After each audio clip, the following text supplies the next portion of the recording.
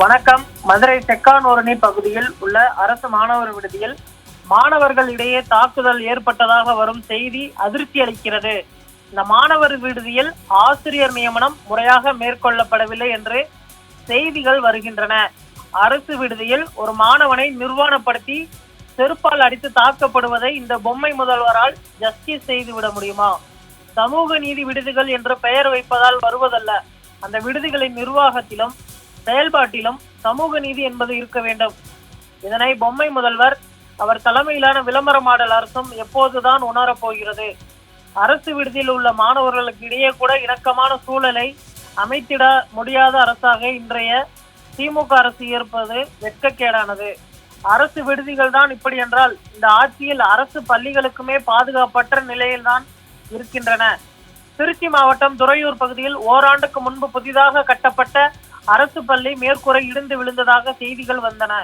மாணவர்கள் உள்ளே இருந்திருந்தால் அவர்கள் உயிருக்கே ஆபத்தாகி இருக்காதா? பள்ளி கல்வித்துறை அமைச்சரின் சொந்த மாவட்டத்தில் நடந்த இந்த அவலத்திற்கு என்ன பதில் வைத்திருக்கிறது இந்த ஸ்டாலின் மாடல் அரசு?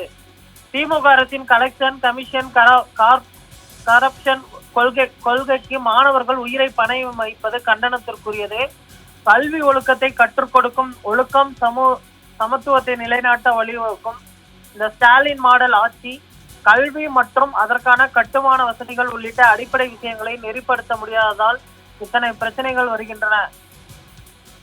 நடந்து செல்வதே ரீல்ஸ் போடுவதில் இருக்கும் முனைப்பை மாணவர்களுக்கு சுய ஒழுக்கத்தை பேணும் கல்வியை வழங்குவதிலும் உறுதி செய்ய வேண்டும்.